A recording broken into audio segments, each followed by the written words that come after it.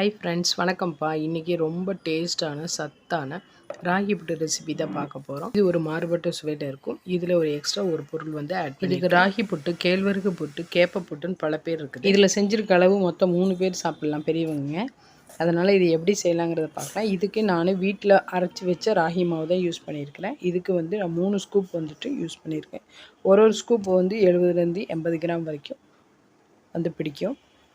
இதை நீங்கள் ஃபஸ்ட்டு முதல்ல நல்லா வெறும் வாணலியில் ட்ரை ரோஸ்ட் பண்ணிக்கோங்க. நல்லா வாசனை கமகமன்னு வரும். இது வறுத்து செய்யும் போது இதனுடைய சுவையே ரொம்ப நல்லாயிருக்கும். அப்புறம் நீங்கள் ஒரு பாத்திரத்துக்கு வந்து அதை வந்து மாற்றிக்கோங்க. மாற்றிட்டு இதுக்கு வந்து தண்ணி வந்து தெளித்து தான் நம்ம யூஸ் பண்ணணும். இந்த உப்பு சேர்த்துக்கோங்க. உப்பை நீங்கள் முதல்ல சேர்த்துக்கோங்க. நல்லா கலந்து விட்டுருங்க. உப்பு 1/2 டீஸ்பூன் சேர்த்தா போதுங்க. இதுக்கு வந்து ரொம்ப எப்பயும் போல் அளவு அதிகமாக சேர்க்கக்கூடாது. இது கம்மியாக தான் சேர்க்கணும். ஏன்னா இனிப்பு பொருளோடு சேர்த்து சாப்பிடும்போது உப்பு வந்து அதிகமாக இருந்தால் அந்த சுவை வந்து நல்லா இருக்காது. ஸோ நீங்கள் பாதி அளவு மட்டும் நீங்கள் சேர்த்துக்கோங்க.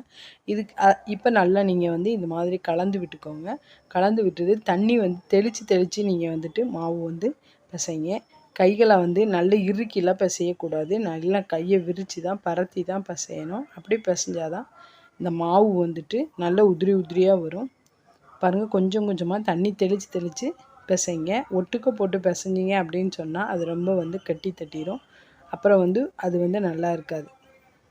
அதனால் இது உதிரியாக வர மட்டும் பிசைஞ்சிக்கோங்க. இல்லை எனக்கு இது வராது அப்படின்னு சொன்னால் பெரிய கண்ணுள்ள ஜல்லடையில் இந்த மாவு அப்படியே பரப்பி இந்த கட்டியாக உள்ளதை எல்லாத்தையும் அதில் தேய்ச்சி விட்டீங்க அப்படின்னு சொன்னால் நல்ல உதிரியாக ஆகிடும்.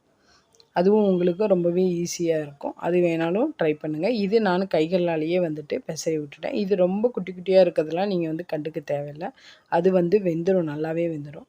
ரொம்ப கொஞ்சம் பெருசாக இருக்கிறத மட்டும் இப்படி கையிலே உதுத்து விட்டுருங்க.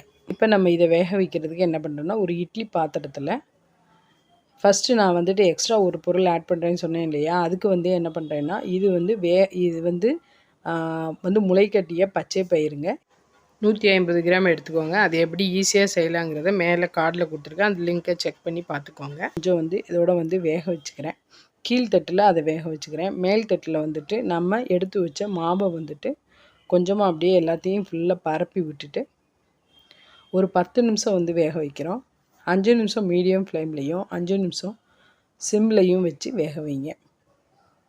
அதுலேயே நல்லா வந்து வெந்துடும். இப்படி பாருங்கள். இப்போ பாருங்கள், இது நல்லா வந்து பரத்தி விட்டுருங்க. இருக்கிற மாவு எல்லாத்தையுமே போட்டு பரத்தி விட்டுட்டு மேலே இந்த மாதிரி ஒரு துணி போட்டு மூடிட்டீங்க அப்படின்னு சொன்னால் இதிலேருந்து நம்ம மூடி வைக்கும்போது அந்த வேர்வை தண்ணி எதுவும் வந்துட்டு இந்த புட்டு மேலே படாது. இந்த மாவு மேலே எதுவுமே படாது. அப்போ வந்து எல்லாம் வந்து உதிரியாக சாப்பிட்றதுக்கு ரொம்பவே நல்லாயிருக்கும். இப்போ நம்ம மூடி போட்டு மூடிடுங்க. 10 நிமிஷம் சொன்னேங்க. 5 நிமிஷம் வந்துட்டு மீடியம் ஃப்ளேமு, 5 நிமிஷம் சிம்மில். இப்போ பாருங்கள், இது நல்லா இப்போ வெந்துருச்சு. இதை நம்ம வந்து வேற ஒரு பாத்திரத்துக்கு மாற்றிக்கலாம். கீழே வந்து பச்சை பயிரும் வந்துட்டு இதே இதில் நல்லா வெந்திருக்கும். ஸோ இது ரெண்டையுமே நம்ம வந்துட்டு வேற ஒரு பாத்திரத்தில் மாற்றிக்கலாம். பச்சை பயிரையும் வந்துட்டு இதோட சேர்த்து போட்டுருங்க. போட்டுட்டு இதுக்கு வந்துட்டு நான் ஒரு அரை மூடி அளவுக்கு தேங்காய் வந்து சேர்த்துருக்கிறேன். தேங்காய் வந்து உங்களுக்கு எந்த அளவுக்கு வேணுமோ அந்த அளவுக்கு சேர்த்துக்கலாம். எனக்கு ரொம்ப தேங்காய் பிடிக்கும்னா அதிகமாக கூட போட்டுக்கோங்க. இதுக்கு வந்து நான் வந்து நாட்டு சக்கரை யூஸ் பண்ணியிருக்கேன். நாட்டு சக்கரை தான் ரொம்ப நல்லாயிருக்கும். சீனி அஸ்கா போட்டுக்கிறேன்னா நீங்கள் அதுவும் போட்டுக்கலாம். இதை நல்லா கலந்து விட்டுட்டு சாப்பிடுங்க. இது காலை உணவு, இரவு உணவாகவும் பயன்படுத்தலாம். இதில் கொஞ்சம் கூட எண்ணெயே இல்லை. இதில் வந்து தேங்காய் சேர்த்துருக்கோன்னா தேங்காயில் வந்து உள்ள கொழுப்பு சத்து வந்து நல்ல கொழுப்பு. இதை நீங்களும் உங்கள் வீட்டில் ட்ரை பண்ணிவிட்டு இந்த டேஸ்ட் எப்படி இருந்துச்சுன்ட்டு நீங்கள் கீழே கமெண்ட்ஸில் எழுதுங்க. நன்றி, வணக்கம்ப்பா.